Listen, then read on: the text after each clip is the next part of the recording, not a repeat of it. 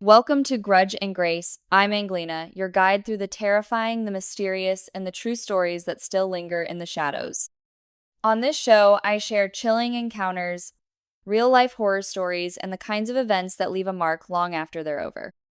Tonight's story takes us to the steep, winding roads of the Appalachian Mountains, where three truck drivers, each just doing their job, encountered something that changed them forever.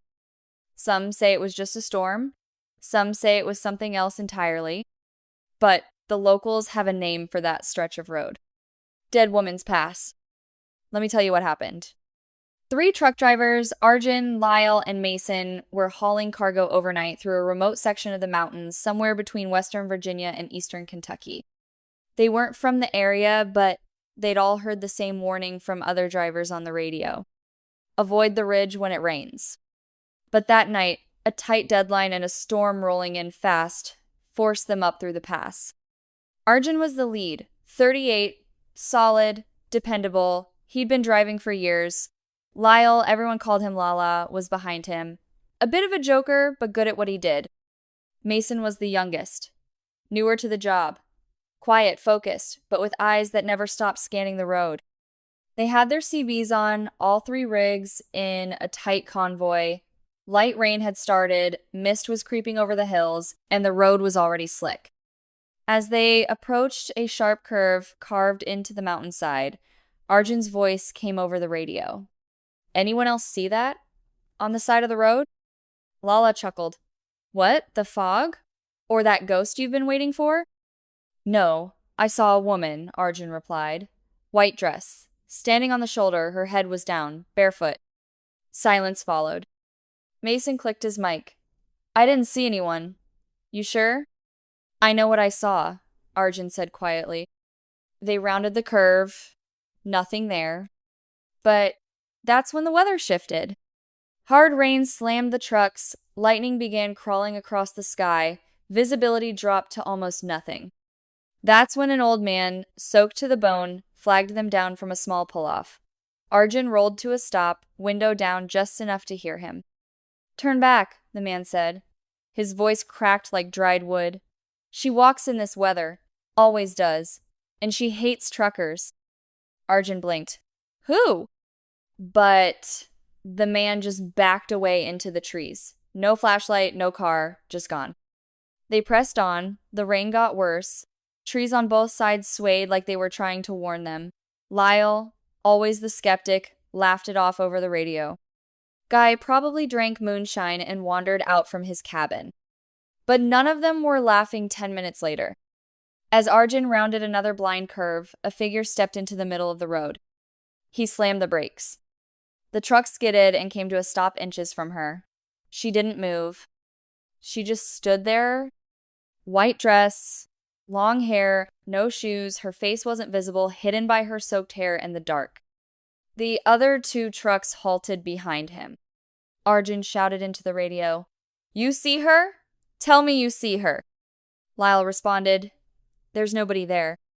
Mason said, "I swear I don't see anyone, Arjun." But she was there. Arjun stepped out with a flashlight, heart pounding. The beam swept the road. She was gone. Not a footprint, not a drop of water, out of place. He climbed back into the cab, hands shaking, and continued forward. That's when things began to twist. They passed the same tree 3 times, the same rock outcrop, the same shattered guardrail. Time wasn't moving right. It was 3:12 a.m. on Arjun's dash clock. It stayed 3:12 every time he checked it, over and over. Lyle's voice came through, quieter now. "Feels like we're stuck in something, like a loop." Then Mason's voice came through, shaky. "I saw her." Lyle replied, "What?" "Behind my truck," Mason said. "Just for a second. In the mirror, she was crouched, like a spider." His voice broke. "She smiled at me." They tried to floor it. But now, no matter how fast they drove, they weren't making any progress. The road kept bringing them back to the same overlook. Then the CBs cut out, just static. Arjun's headlights flickered. In the beams ahead, he saw a doll lying in the road. Torn. Wet. One eye missing. He didn't stop. Behind him, Mason screamed over the radio, "She's in my cab." That was the last thing they heard from him. When Arjun and Lyle stopped and ran to Mason's truck, it was empty. No blood, no signs of struggle. The engine was still warm. The door had been locked from the inside. On the seat was the doll. Later, at sunrise, the fog lifted. Arjun and Lyle reported the incident to state police. They searched the mountain all day. No sign of Mason, no footprints, no woman in white. Just that road. Winding, endless, still wet from the storm. They say Mason's rig still gets spotted once in a while, rolling slowly along that mountain road with no driver behind the wheel. And sometimes, on misty nights, a woman is seen standing in the center of the road waiting, head down, face hidden, waiting for the next truck to stop. A seasoned driver named Ray Monroe had been hauling steel beams from Detroit to Memphis, a route he had driven at least 20 times. But that night, somewhere outside southern Illinois, a construction zone pushed him off his usual path. His GPS rerouted him through a narrow two-lane called Old Cutler Road, a name he didn't recognize and hadn't seen on any trucker maps. It was around 2:40 a.m., no lights, no road markers, no cell signal. Ray didn't think twice. He had his coffee, a full tank, and miles to cover. But about 10 minutes down that stretch, he passed something strange, a wooden sign nailed to a crooked tree. It read, "No through trucks after midnight." He muttered, "Okay, weird," and kept driving. A few miles later, the mist rolled in. It wasn't foggy anywhere else on the route, just this patch. Thick, slow-moving, clinging to his windshield like wet cotton. The trees lining the road were leaning unnaturally close to the pavement, like they were eavesdropping. Ray's radio crackled. It wasn't on. Then a voice, low and distant, came through. "You should have turned around, Ray." He blinked, pulled the CB mic from the dash, and responded, "Who the hell is this?" Silence. Then, static, followed by something stranger. Knocking, not from outside the truck. From inside, the sleeper cab behind him. Ray gripped the wheel tighter and didn't look back. He hadn't picked up a hitchhiker, hadn't let anyone in. He kept driving, convinced it was just fatigue playing games. But the knocking came again, 2 soft taps. Closer this time, like whatever was back there was inching toward him. He finally snapped, pulled the truck over, flung open the sleeper curtain, and found it empty. No one. Nothing. Just his duffel, a blanket, and his logbook. Ray took a deep breath and shut the curtain again. That's when he saw the woman in the road. Pale, barefoot, standing directly in front of the truck, facing away. Her arms hung limp at her sides, and her long black hair clung to her neck like wet rope. Ray honked. She didn't flinch. He leaned out the window.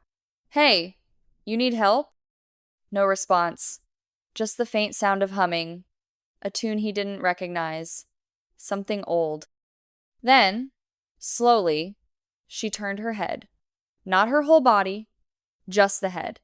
And even from 20 feet away, Ray could tell. She had no eyes, just smooth skin where her eyes should have been. He shifted into reverse, tires kicking up gravel, and backed up as fast as his rig allowed. But she didn't move. She didn't even blink, if she could blink. He threw it into drive and swerved around her, hands shaking. The road ahead twisted unexpectedly. He missed the curve and clipped the guardrail. As he corrected, his headlights passed a moss-covered mile marker. It read, "Mile 43. Ray squinted. He'd seen that same marker earlier. It was broken at the top. The moss had grown in a perfect diagonal slash across the number. Another mile passed. Another marker. Mile 43. Identical. Same slash. Same moss. Ray's knuckles whitened. He pushed the gas. 10 minutes later, another mile 43. He was driving in circles. The mist thickened again, then the CB lit up. This time, the voice wasn't distant, it was right in his ear. You can't leave her road, Ray. No one ever does. Ray yanked the cord, ripping the CB from its mount. But the voice didn't stop. It was coming from the speakers. The vents, the floor, everywhere. She's been waiting for you since the last time. That stopped him cold. He hadn't been here before, had he? But then the memories came fast, jagged, like shattered glass. He remembered being 17, riding shotgun in his uncle's pickup, coming home late one night from a county fair, and that woman, the one standing in the road, the one they hit. His uncle had panicked, told him not to speak of it. They never stopped, never reported it. They just drove on. Ray had buried it for decades. Until now. He slammed the brakes. The truck skidded to a stop. He stumbled out, boots crunching on gravel, heart pounding in his chest. "Where are you?" he shouted. The mist didn't move. Then, right in front of him, she appeared. Not walked. Not floated. Just appeared. She was inches from his face. Skin gray, mouth stitched shut, and across her neck a jagged scar like she'd been pulled from a wreck and never buried.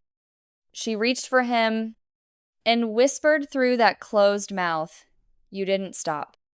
Ray fell back against the truck, scrambling into the cab, slamming the door, locking it twice. He started the engine, foot to the floor. The truck roared down the road. This time, no mist. No woman. No curve. And then, light. Bright, blinding light. It was a rest stop, a real one. Clean, bright, vending machines glowing, a station attendant sweeping the floor. Ray parked, got out, fell to his knees, and for a long time he just cried. He never told anyone the full story. But he never drove at night again. And the stretch of Old Cutler Road? No GPS shows it now, no maps list it, truckers say it doesn't exist. But those who've seen it, they say you'll know you're there when the mile marker reads 43. Again and again and again. And when you see her, don't stop. But if you already have, she's already in the back seat. Or worse, the passenger side, just waiting to be remembered. Third story. There's a truck stop just off Interstate 80 in Nebraska, the kind you might miss if you blink during a long overnight haul. Locals call it Exit 31, but most truckers have given it a different name. The Never Lights stop. Because the lights there, they don't stay on. The story I'm about to tell comes from Ben Holloway, a long-haul driver from Indiana who took a solo job running refrigerated freight across the Midwest.